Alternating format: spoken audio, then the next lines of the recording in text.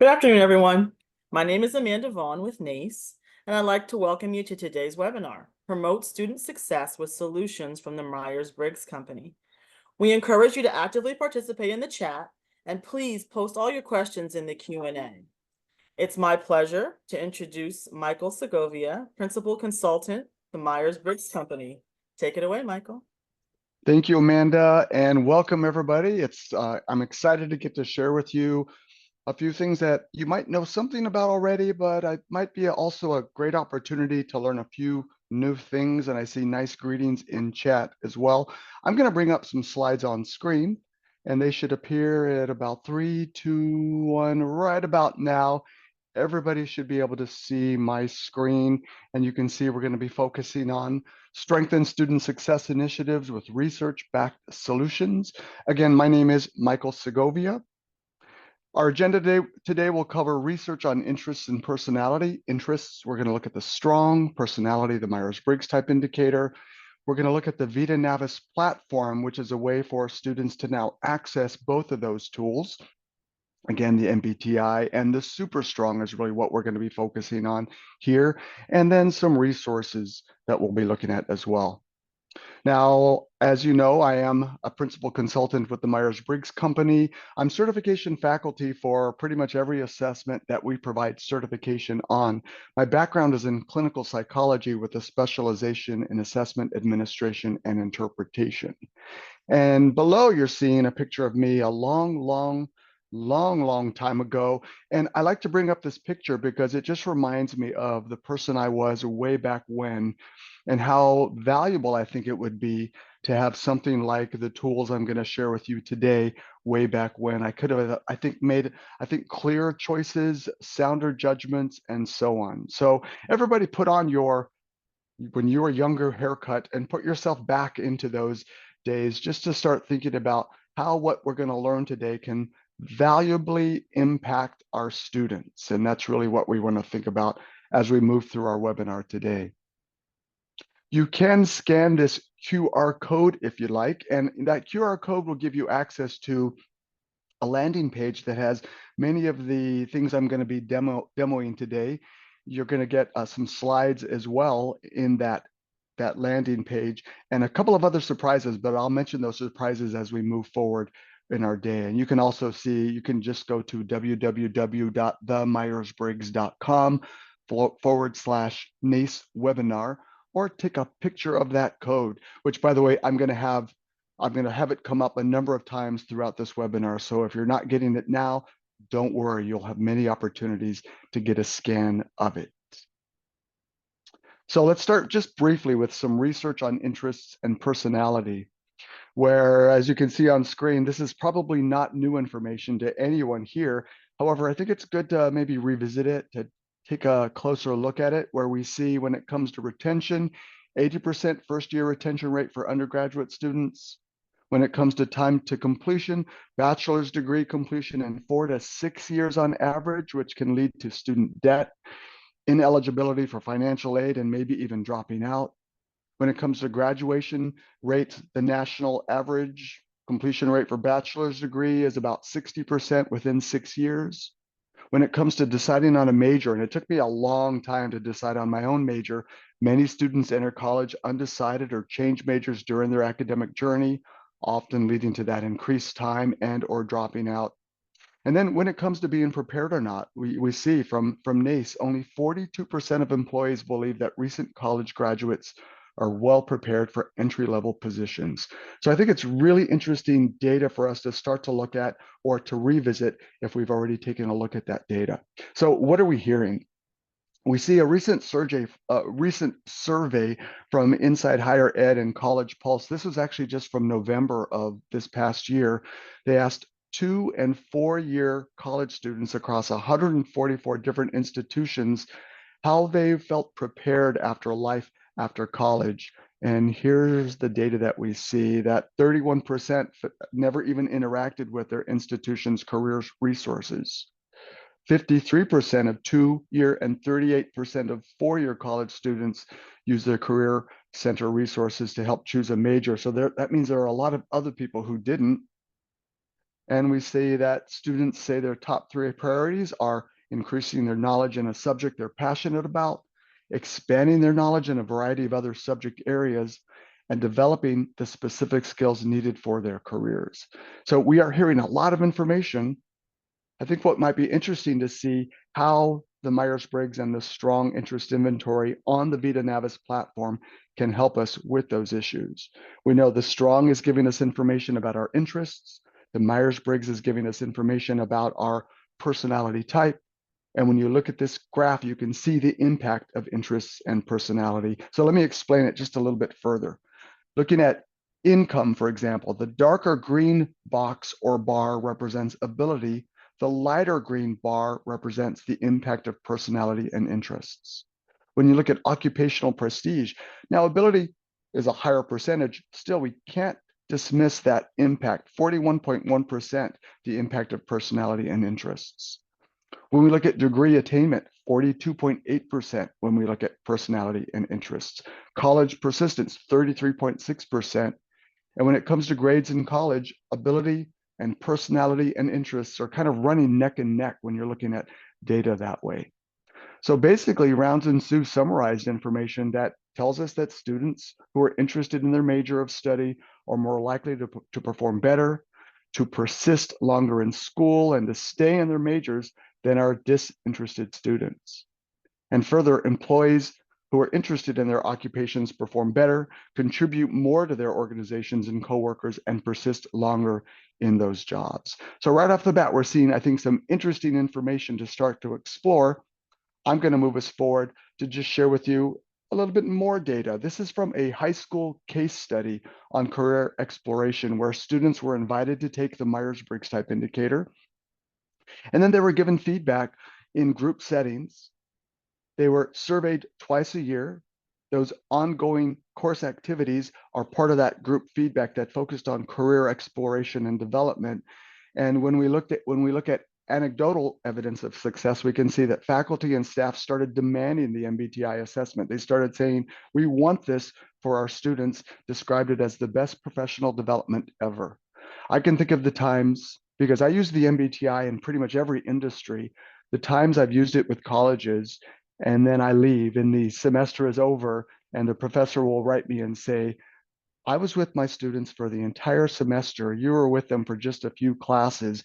And pretty much every student says the most impactful experience for me was learning about their preferences, learning about how they take in information, how they make decisions, and then how that can help them moving forward as students, helping them decide majors, so on and so forth. We also found, if you look at the last bullet on this slide, interest from other schools in this district, where they were asked to conduct workshops with other schools' faculty and staff. And now there are conversations going district-wide around how the MBTI can be applied. Additional information from this high school case study, an interesting one, reduced disciplinary actions, where before the MBTI was brought in, there were about 500 a year or about 250 incidences per semester. And after that very first semester of bringing the MBTI, it went down from 250 to 136. So not gone completely, because nothing can remove anything or improve anything completely. Still, though, I think that's interesting information to see.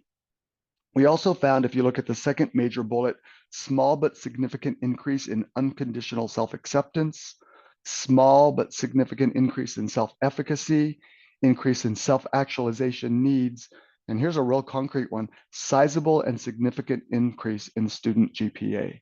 Helping students understand who they are, helping them understand what they want to explore. That means they're more interested in it. You're going to find success. It makes sense that that would actually happen. Overall, basically, this study is giving us information that understanding ourselves and others can have a very positive impact on a broad variety of measures that schools typically care about. So I'm showing you some data now. Don't worry, we're going to get into the platform itself so you can get a sneak peek at it. However, if you want to learn more, when that QR code comes up again, take a picture of it, because you will be able to go in and take a look at more information in the platform itself, as well as a couple of other things. Here we see from Dr. Louise Katz, who is a professor at Columbia State Community College. she did a lot of work combining the strong and the MBTI. A lot of people say to me, is the strong great for career planning and development? And I say, yes, it's fantastic. However, I would also bring in the Myers-Briggs to help us understand the Myers-Briggs, who we are, the strong, who do we want to be, what do we want to be, and so on. You can see with this second bullet that findings basically showed a pattern of change in career goal, specificity of career goal, a level of certainty within reference to a career goal where people felt more clear in those decisions. And a direct quote from that study, results support theoretical models relating understanding of one's personality with effective career development and the joint use of the strong interest inventory and the MBTI in vocational counseling. And again, if you get a picture of that QR code right there on the bottom of this screen, you'll find the research paper citation on that landing page, of course, with many of the things that I'm talking about today. By the way, we will have time for Q&A. So as your questions are coming up for you, feel free to enter those into chat. And then we're going to spend some time at the end of our webinar today getting that covered. Additional findings from that study, you can see enhanced decision-making. And I'm not going to read all of this. This is for you to actually take a look at. And you will get a version of these slides from us. Increased self-awareness, alignment of career choices, bringing in the strong and the MBTI together. Again, insight into who we are and what do we want to be. Educational implications as well. And you can see this study suggests combining the assessments, not using one or the other, combining them. It's why I always say if you're just using the Myers-Briggs in school or for career planning and development, bring in a vocational assessment like the strong interest inventory or the SuperStrong assessment, which I'm going to talk about in just a bit. And overall, you see it gives us this holistic approach, if you will, when you integrate assessments instead of using just one or the other. Both are great assessments. However, we recommend that you use both and maybe consider others as well based on your experience. So we've covered some of the research. It was fast and furious. I know there's a lot of other data available. What I want to spend most of our time, though, is helping you see how the VitaNavis platform and its offerings can help with some of the issues that we're seeing. You can see this platform. It's a career and essential skills platform. It offers self-awareness and career exploration by inviting students to take the SuperStrong assessment, which is a shortened version of the strong interest inventory, and the Myers-Briggs type indicator, which, by the way, is very, very, very new on the VitaNavis platform. So if you've already been using the platform, you might wonder, where's the Myers-Briggs on there? It's brand new, and I'll show you what that looks like, what the best fit sort of exploration process looks like, as well as what the outcome or report looks like. The platform itself is mobile enabled. What that means is students can take the assessments on their phones. They can look at their assessment results on their phones. They can then explore the platform a lot more in depth, again, on their phones or a tablet or whatever resource they'd like. We see students walking around campus to their phones, so why not make something accessible for that? Looking at the fourth bullet on screen, it does give us a self-paced nature to get more accessibility with these assessments. Traditionally, students would have to go into a career center, they'd make an appointment, they'd come back and get some time with a career counselor. We know, though, career counselors have so many students, so what the VitaNavis platform does is opens up that accessibility where you still can work with students. However, they get to do some self-paced work on their own. And you can see the last bullet makes data accessible and actionable, because beyond just getting your reports, especially for the SuperStrong, you can now start to explore all kinds of careers, what those careers look like in terms of what does the daily activities, what would those look like for that specific career? You can even see some videos on many of the careers just to get a better idea.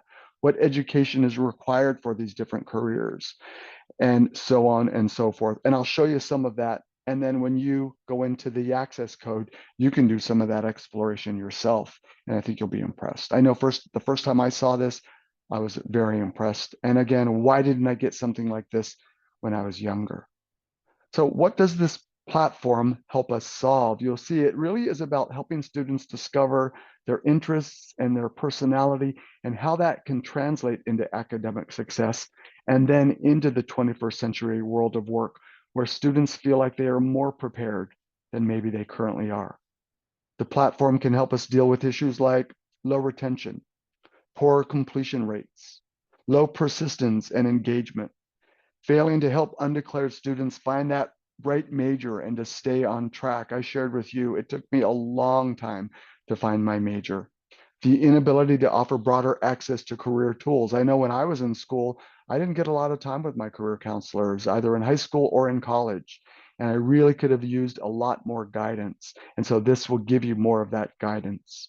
And that lack of personalized learning that maybe it was available, you'll see with the VitaNavis platform, a lot more personalized learning content is now available to us.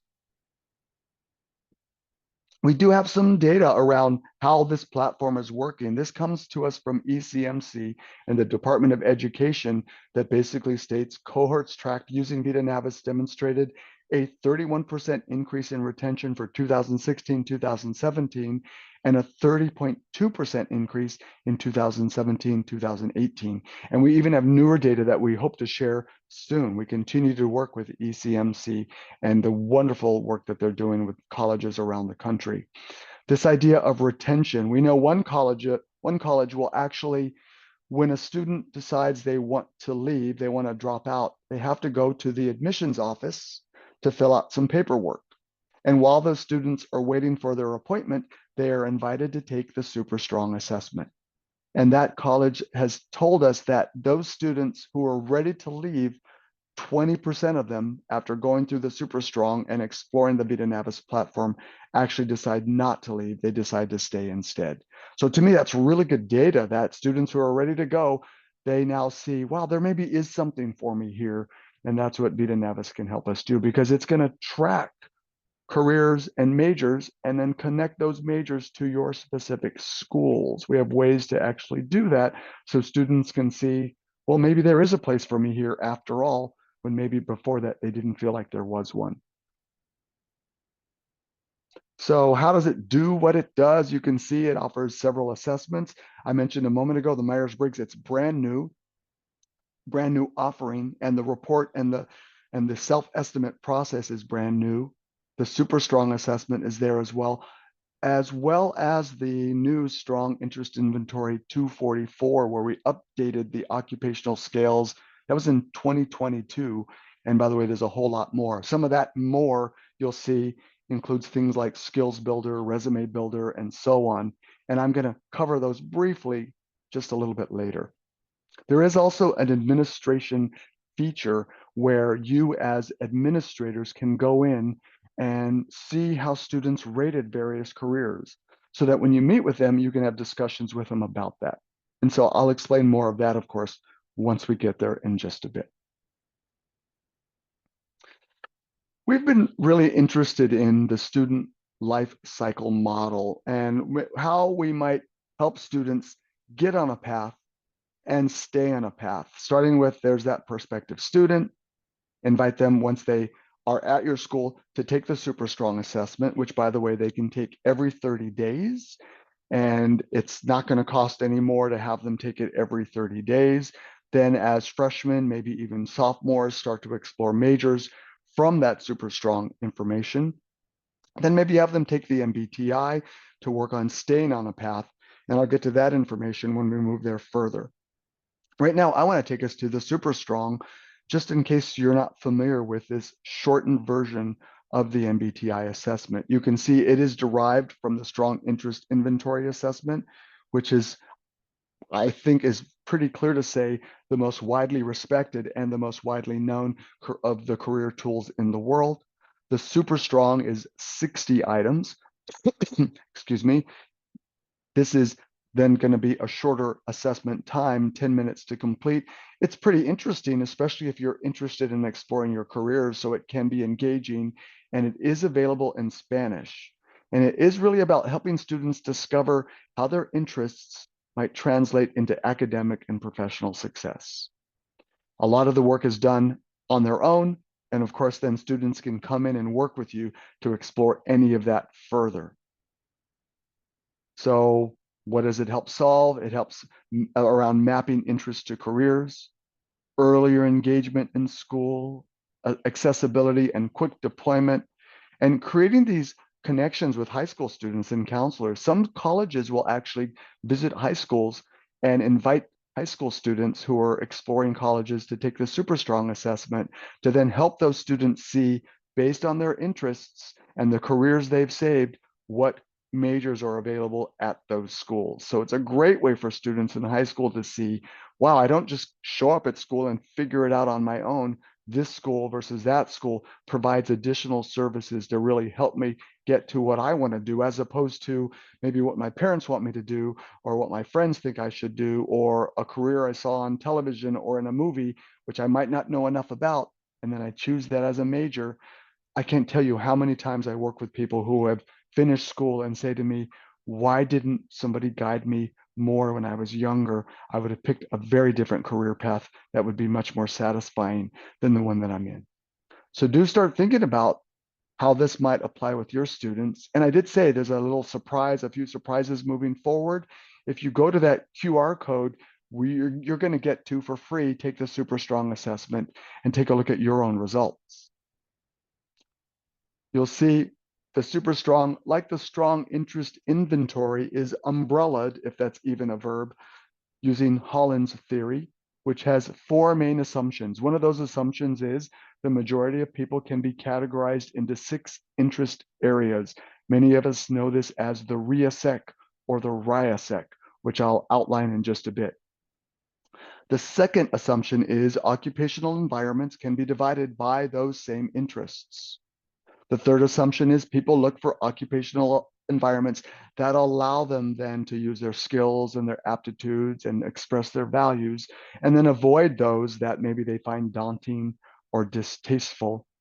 And then the fourth assumption, our behavior is determined by an interaction between our personality and our environment in which we work, which can then influence why we feel satisfied in the careers we end up going into, why we feel dissatisfied, what our performance looks like, how long we stay or how long we go or how soon we go.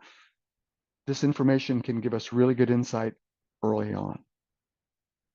So I've mentioned those 6 interest areas. Here they are: realistic, investigative, artistic, social, enterprising, and conventional. And when you take the SuperStrong, you get a theme code. My theme code is artistic and social, maybe enterprising, but I would say it's a distant third. Realistic, we call these people the doers. Investigators, these are the people who like to learn new things. Artistic, the creators. Social, the helpers. Enterprising, the influencers. And conventional, the organizers. And all of us will typically have a code, and usually that code will connect, meaning if you report artistic, you'll likely have social and maybe enterprising as part of that code, or investigative as part of that code. You don't often find people who report artistic and conventional. We call that a diametrically opposed theme code. You will find it from time to time. However, these are the people, and those of us who do this work know that there aren't a lot of jobs or careers that have an artistic or conventional theme code, or a realistic and social theme code. People who report realistic like working with things, people who report social like working with people. So you often don't find that diametrically opposed theme code. And so as counselors, what we do is we help people find maybe the career that honors one of those and life outside of that career that honors the other. I know somebody who's artistic and conventional, and she is in a conventional occupation. However, she's the person, whenever it's somebody's birthday, who decorates it and brings in the cakes and all of that, that allows for her artistic interests to come into play. By the way, when you learn more about the SuperStrong, you'll learn more, of course, about each of these interest areas. Now, when you do take the SuperStrong on the VitaNavis platform, it's displayed by first looking at your general occupational themes, and I'll give you a snapshot of what that looks like. Then your career interests, and I'll give you a snapshot of that, and then the personal style scales. And again, if you take a picture of that code on screen, the QR code, that will then take you to a landing page where you get to take the SuperStrong assessment and experience it for yourself. So here's what it looks like when you first get to your general occupational theme code. This person reports artistic, social, and enterprising. These are actually my own results. And if I want to learn more about artistic, I can just go to the A there, which stands for artistic, and then I get a nice information box that will appear to the right to help explain what artistic is about. If I want to learn more about social, I can do the same thing and an information box will appear. Even though realistic is not part of my theme code, I could click on it just in case I want to learn more about what realistic is all about as well. And then what you do is you just keep scanning down where you can learn more about your theme code. Again, these are my results where I report artistic, social, and enterprising. And for each of these themes, I can learn more information about interests, work activities, potential skills, and values. And then when I look at this, I can then decide from this what fits me and what might not fit me to start exploring my majors, my career interests, and so on. You scroll down further, and that will then take you to your top 6 career interests. Those of us who use the strong interest inventory know these as the basic interest scales. On the SuperStrong, we call them your career interests. And these are my top 6 career interests. And what's important with this information is we want to make sure you rate these. Dislike, unsure, like. Notice I've rated this as like, and I've rated, in fact, all of mine as like. That won't happen for every student. Why the ratings are important is because if this person is my student that I'm working with and they come in to work with me in a counseling session, I will be able to go into the platform, basically under the hood ahead of time to see how that student rated their top 6 career interests to then explore them further. By the way, this is just a snapshot of this information. And again, there's that QR code. It's going to appear a number of times. So if you're missing it this time, don't worry. I will pause near the end, leave it up there for you for anybody who wants to take a look at more of this information in more depth. Now, when we look at each of these careers, for example, here we see agents and business managers of artists, performers, and athletes. This is a career pathway, if you will, that I'm interested in. I'm interested in exploring. So what I can do is look at job details for that career to learn a little bit more about what it really is. In other words, a realistic look at what is really involved in terms of what are the requirements for that career? What does a typical workday look like? What are the skills involved? There's more information that will connect to the ONET. And even for many of these careers, you'll find a video like you see over here. There's this video for that specific career, just so you can get an idea of what it looks like to do that. Now, if this seems interesting after doing this exploration, you would then save these careers. And again, have discussions with your counselor around the careers you've saved. By the way, if you save too many, like I might tend to do, you can always go back and unsave. You can also do a side-by-side comparison of up to 20 of the careers you've saved to look at what does it look like side by side when it comes to requirements, workday, salary, all that kind of information. Again, just to get a more realistic look at the careers that you're interested in to then help you decide on a major. And then we have the personal style scales. Just like on the strong interest inventory, you're going to see these 5 personal style scales. And on screen, what you're going to see, for example, work style. Do you prefer working with people? Do you prefer working more on your own? Or is it a combination of both? And that's what you're going to see here. And all you need to do is just click on any of these areas. For example, if you click on the red bar right there, that will give you an information line, if you will, to explain that side. This person actually clicked on that red side. That's their result. They like working with people. If they want to know what the opposite side might get, they can just click over there and just get an idea of what somebody different from them might get.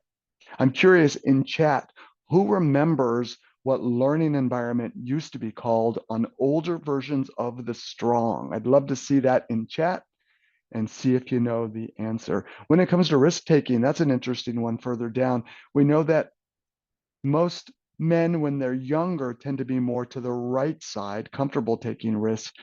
However, as they get older, in fact, as most of us get older, we tend to gravitate towards the left. Not all of the items are about physical risk, but enough of them are, and that tends to influence us where we realize, yeah, when I was younger, I could jump off a roof and roll. Now I always tell people after 5 knee surgeries, the thought of that scares me out of my mind. So I'm not going to take that kind of physical risk. All right. So we're looking at the SuperStrong now. Here's a nice quote we have from Cheryl Scott, who's Vice President to Administration at Lane College. I had the privilege of meeting Miss Scott about a year and a half ago. We delivered a VitaNavis certification training, full day training for a large number of people because they were really interested in expanding accessibility. And you see on screen, we are seeing a great deal of success with our undeclared students. It really helps the students pinpoint their interests, which helps in selecting a field of study, but also in choosing electives. And we continue to do work, of course, with Lane College. They're one of our, star users of the VitaNavis platform.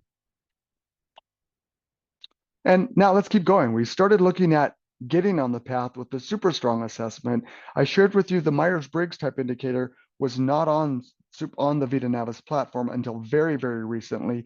And it is, I think, a really good tool to help students understand how to stay on the path. So some of us probably know the Myers-Briggs very, very well. Some of us might be new to it. That's perfectly okay. What I like about how the MBTI is presented on the VitaNavis platform is it makes it more available to students than maybe prior they weren't available to through this self-paced experience and self-guided feedback. What does that mean? Self-paced experience and self-guided feedback. How this works is a student would first be invited to take the MBTI, and if they choose to, they go in and they answer the questions, and we sort of try to help them with mindset by answering the questions as if they have nothing and no one to answer to. In other words, just answer how you prefer by removing roles and expectations from work, remove roles and expectations from home, remove roles and expectations from school, and answer how you prefer as if you have nothing and no one to answer to. And then once a student takes the assessment, they go through a self-guided feedback experience where they learn what do we mean about the word preferences? And what does E and I really mean? And what might it mean to you? And the student will do a self-estimate for E and I, S and N, T and F, and J and P. And once they go through that experience, and only until they go through that experience, will they get their report, which is called the MBTI Education Profile Report. And here's my last surprise, I guess, if it is one. Once the QR code comes up, if you haven't been interested so far and you want to take the MBTI and take a look at your own MBTI education profile, make sure you get an image of it because you'll be able to take the MBTI and look at your own report. And again, you go through a best fit type self-paced process to help people get to their best fit 4-letter type. Now we know not everybody will get there because we know the real goal of the MBTI is about gaining some understanding around how do we take in information, how do we make decisions.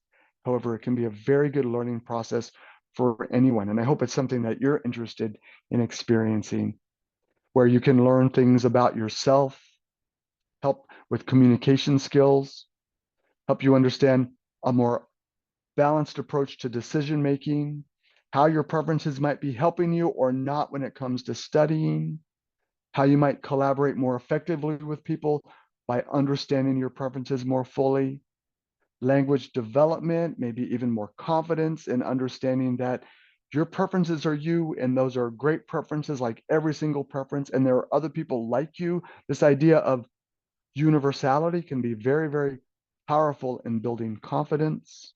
Even workforce preparation, helping you understand, again, how are your preferences helping you and how might they not? And how can you work on developing the other side, not equally well, just as it's appropriate. And then also growth mindset, this idea of encouraging continuous learning and encouraging improvement. Growth mindset can be really powerful when we understand how the MBTI can impact us there. Here's a quick snapshot of the best fit type experience, where after a student or you, because there's the QR code, after you or a student take the MBTI assessment, and before you get any report at all, you learn what do we mean by the word preferences, and then you can click on a nice little video here that will give you an understanding of ENI, SNN, TNF, and JMP to help you start to hypothesize or self-estimate what you think your preferences might be.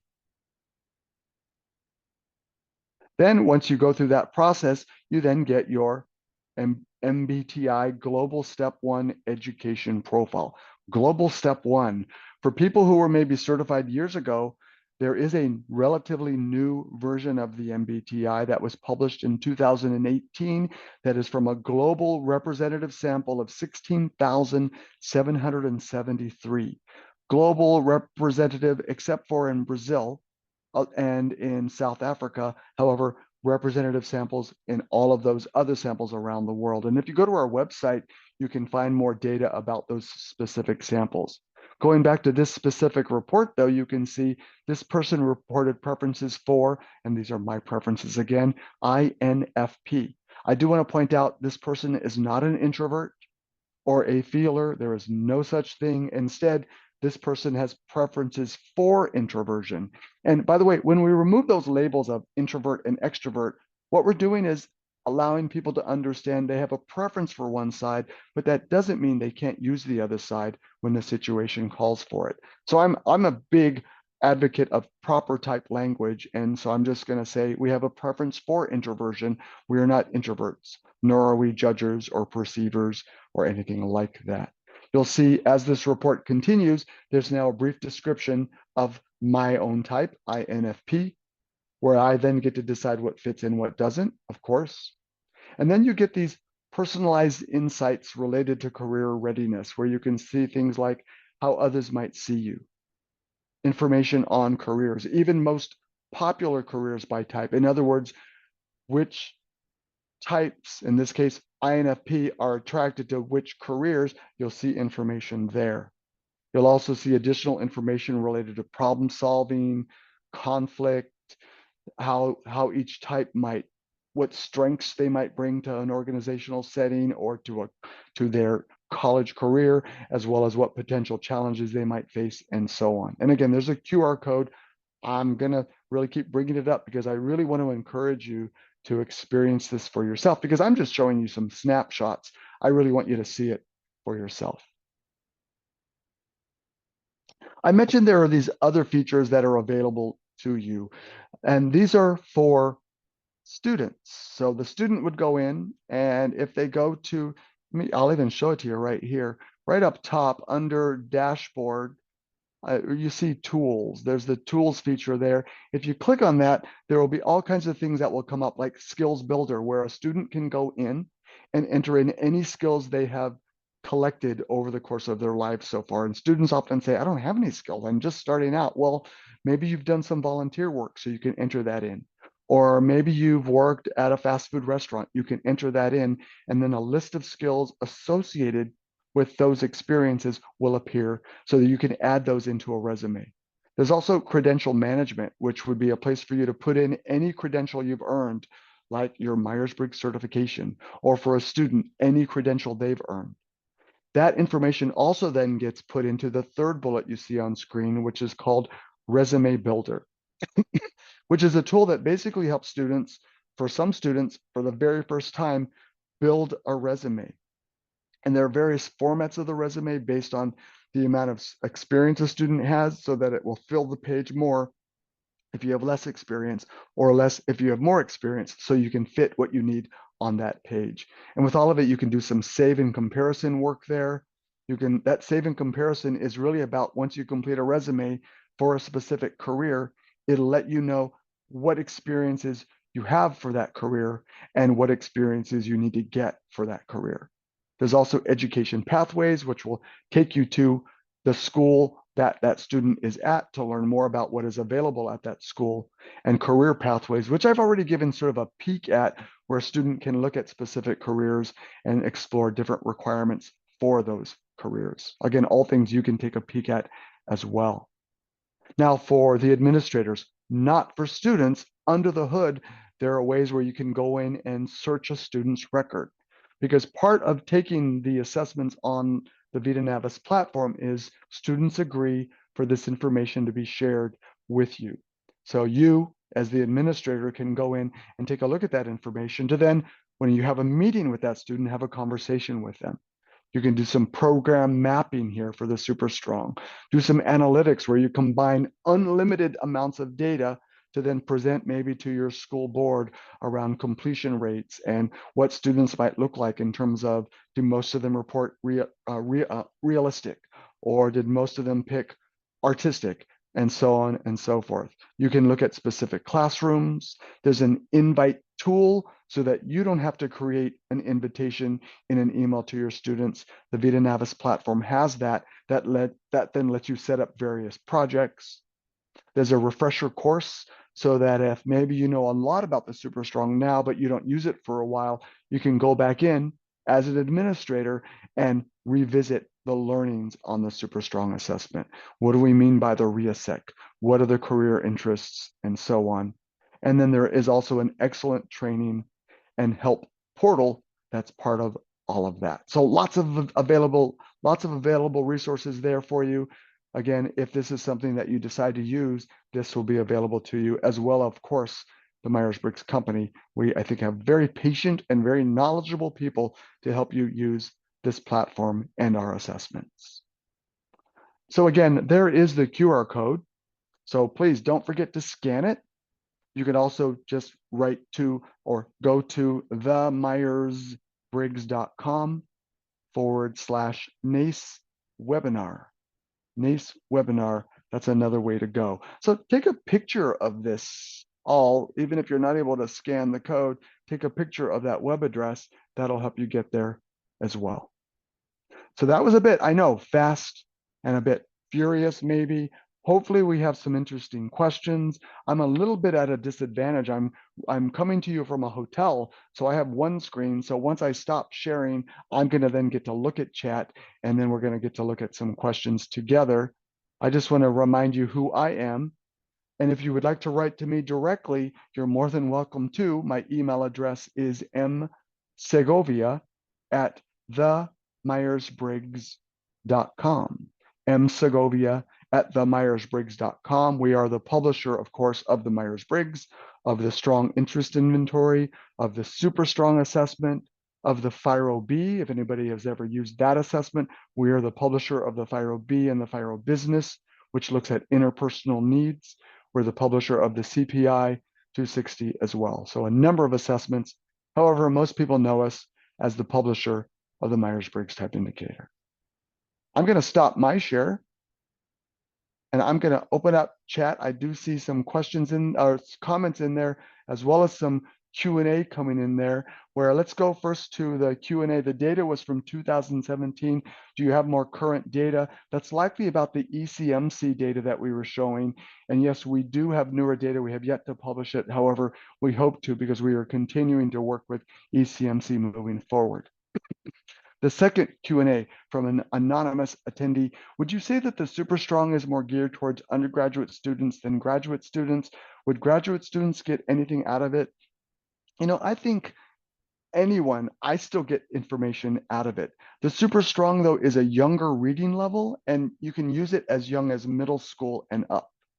So the strong interest inventory, we say you can use it at a certain level. In my opinion, the strong interest inventory is more junior, senior high school and up, because the strong interest inventory is going to give you occupational scales. Those occupational scales will be attached to research-based general occupational theme codes as well.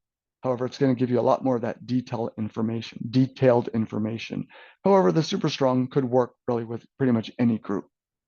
How will we receive a recording of this webinar? And I believe the answer is yes, and Amanda can correct me there, yes or no, but I believe that you will get a recording of this webinar. And then that's correct? Yeah, thank you, Amanda. That is correct. You will get a recording. We currently use Elevate to access the MBTI and the Strong. Is there a cost difference between the platforms? So the MBTI and the Strong on Elevate is a per unit price. And you probably know the more you purchase, the lower your unit price is. VitaNavis is a subscription-based platform, and so we work with you there on that pricing. And so if you reach out to us directly, we can work with you there. Again, VitaNavis is subscription-based. What I love about that is once you establish a subscription, students can retake, for example, the SuperStrong as much as they want as long as there are 30 days in between and there's no additional pricing there. All right, those are the questions so far. I'm going to go to chat and I'll just start at the bottom because I'm touched by that one. I trained under Judy Gruder. She was amazing. The new assessment look and style is nice. Judy Gruder always reminded me that the strong doesn't necessarily give us answers. Instead, it's a tool to generate meaningful questions. And that's a good way to apply the Myers-Briggs, the SuperStrong as well. It's not going to give students specific answers. These are tools that can generate meaningful questions. And Judy Gruder definitely a master on using the strong and the MBTI together. If you go to our website, you'll see under resources a few webinars that Judy did for us before she passed away. Again, an amazing person. And yes, you will get a recording of this webinar. I'm just going to go up because we do have some time. Can you talk about the gender neutrality of the Super Strong and the Strong Interest Inventory 244 assessments? That's a big topic. I'll touch on it though. Previous versions of the Strong required you to put in male or female. In fact, earlier versions of the Strong, this might make some of us cringe, the forms were pink and blue, and we likely know how those genders were connected. When I was the brand manager for the Strong, and we did that first revision, was that around like 1994? Those were the days where you would have to, students would fill out a sheet, they would then send that form to us, we would scan them and send back the reports. And I asked the printer, I want them to not be pink and blue. So we picked some colors and they came back for the printer and they still look pink and blue. Of course, we no longer use that color coding at all. With the Super Strong and the Strong Interest Inventory 244, that's a request from people to remove gender entirely. And while we still do see some differences, they're not enough really to then give us that. So we've removed that. You don't need to enter in gender for the Strong Interest Inventory 244 or the Super Strong. If you're using the slightly older version, 291 version of the Strong, you will need to enter in gender. And in those situations, what people will do is they'll enter in male and then they can go back and enter in female and generate both reports. I know for me, when I enter in female, some of it makes more sense to me than some of the male. Some of it, not all of it, but some of it does. And there's no additional cost to do that, again, on the older version of the Strong. Can you talk a little bit about the cost of these tools? It is subscription based and it will depend on the school. And so we can send more information related to that. We know if you use the Strong on Elevate, there's specific costs, the MBTI on Elevate as well. Elevate, for those of you who don't know, you pay a subscription for it, and then you purchase reports that go into that then allow you to set up projects to administer and generate reports, administer the assessments, generate reports. And for Elevate, you'll get Myers-Briggs, Strong, CPI, FIRO, TKI, as long as you're certified in those. The TKI does not require certification, however. Do you need a code to access the opportunity to take the assessment? What you'll need to do is fill out a form. There's a form there, and then that will give you that access. How can VitaNavis assist with advanced higher ed, MA, and PhD cohorts in a way different from undergrads?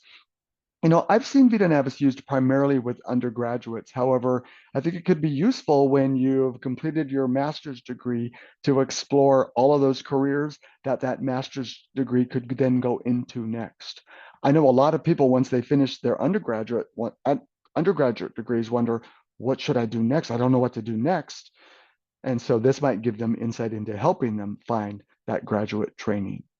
I heard learning style. So what did learning style used to be called? It actually used to be called, I don't know if anybody entered the answer in chat. It used to be called academic comfort.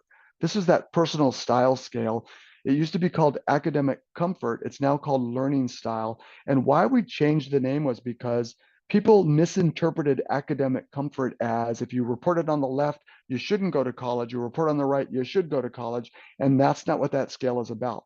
On learning style, if you report on the left, you're likely more interested in a hands-on practical learning environment, which you can get in college. If you report on the right, you're probably more interested in more of an traditional academic, maybe lecture style of learning. I'm just continuing to see. This is from Dawn. Oh, good. She put that in chat. Thank you, Dawn. There is the specific link, place you can go to if you weren't able to take a picture. Thanks, Dawn, for doing that. So just copy that link or go to it now. You'll be able to get there. Someone can post the link for that code, and basically, good. Dawn filled it in, and hopefully, Brooke, that's enough. I can bring it up on screen as well for anybody who needs it. And I see it there as well. Thank you, Brian, for putting that in also. And Carol, there's the code. You're gonna, hopefully you saw it enough. I'm not sure about this statement from Lisa. Probably something I asked for, but I don't remember. So feel free to jump in, Lisa, at any point in time. And yes, you will get a version of these slides and a recording. So you'll have these to reference also. And then I can see I'm an AI assistant helping Michael Carmine take notes for this meeting. Follow along the transcript here. So for people who need that, it is there. Perfect. Thank you. Oh, and I see from Kim, had you as a trainer when I went through the MBTI training, and I remember that training in Madison, Wisconsin. If you know me, my 291 version question of the strong, this might be a weird story. My top occupational scale is bartender, and Madison, Wisconsin, some a great place to explore that interest for sure. So good to see you, Kim. Thanks for letting me know that you're here. And I see from Aman, I see good afternoon. Webinar will begin shortly. That's Amanda. All right, good. So that covers chat. I'm going to keep going back to chat. Did you know the recording will be made available within 3 to 5 business days? This is from Amanda. So you will get this available. It will be available to you in 3 to 5 business days. From Renee, does this platform discuss specifically the NACE competencies students should have and that employees are looking for in relation to the assessments? I'm not sure. However, what's wonderful about the VitaNavis platform is that it is a very malleable or flexible platform. So if you want competencies included, we can work with you to see what we can do to add that. It's a very flexible platform, and we can make changes and additions very easily or easier than maybe other things that we have. And then great to see you. Thank you, Kim. Great to see you. From Lisa, my number one occupation has also been bartender since high school. Now, it's important to note when you take this strong interest inventory and you get those occupational scales, bartender is not telling me I'm supposed to be a bartender. What it's telling me is I have similar likes and dislikes to bartenders. So that would mean if I were with bartenders, I'd likely have a lot in common beyond just mixology. There would be other things we would be interested in. Again, not that we're supposed to be a bartender. And I mean, many people often will misinterpret what those scales are telling us. And from Jennifer, what are the NACE competencies? Is there a resource on that? I would love to see it as well. All right, so I think I've answered, oh, here, the late Judy Gruder also focused the importance of the basic interest scales in one's life. So the basic interest scales on the strong, we call them the career interests on the super strong. And Judy always reminded me, as we're seeing here as well, they need to be part of our life in some way. So if they're not part of your work life, how can you add them to your life, maybe outside of work, or maybe even bring them into your work life? Because if you agree that you are interested in those areas, there are areas you should be interested in exploring.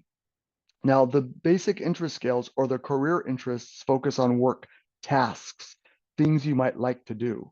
And so those work tasks, if they show up high for you, explore them. Even if you've never thought of them before, explore them. You might find some interesting satisfaction. Now, when you retire, whenever it might be, I would highly recommend exploring that. All right, I'm going to just keep going here. And we see Michael maybe mentioned student success profile, CPI 260 competencies. Oh yeah, we do have some competencies in a shortened version of, well, you still answer the 260 items. There are some competencies there, and you'll be able to find that when you go into that QR code and look up the student success profile. It's based on the CPI 260. However, the content is meant for students, high school, college, and so on. I want to make sure I'm not leaving anything out. Some key takeaways from the meeting include research shows, I love this, thank you, Michael. Research shows that understanding one's personality and interests through assessments like the MBTI and STRONG can help with student success, retention, career decision-making, and more. The VitaNavis platform allows students to take assessments like the Strong, the SuperStrong, and the MBTI to explore careers and majors in a self-paced way on their own or with a counselor. And taking these assessments can generate meaningful questions for students to discuss regarding their interests, strengths, and potential careers and majors to explore further. It's a great way. Here's another point. Administrators can use the data from the platform for program mapping, analytics, and understanding student interests to better support them. And both assessments consider Holland's theory of interests. And you can see a full summary there. I love that as a nice way to summarize our time together. I see from Cassie or Casey, we currently have an account on Elevate for MBTI. Does Elevate offer updated occupations for the strong interest inventory, as you mentioned? In fact, if you take the strong 244 on Elevate, there's where you'll find those updated occupations from 2022. And yes, thank you, Maggie. And Maggie said, you're welcome. And Lisa, thank you for the presentation. So that's all I'm seeing in chat and in Q&A, and I need to cover. If you have anything more you want to add, please feel free. I want to thank you all. Thank you all. Thank you, Jack and Verona and Lisa and Jennifer. Thank you all for being here, and everybody else, and Sean. It's really nice to get to spend time with you. You do have ways to reach out to us. Again, that QR code, it'll take you to a really good landing page with all kinds of great stuff there. Thank you. I see all these nice comments in chat, warming my heart. Great way to end the week for me. It's, again, my pleasure to be with you all. Thank you very much. Thank you so much, Michael. If there's no other questions, then we will officially end the webinar for the day. Thanks, Amanda.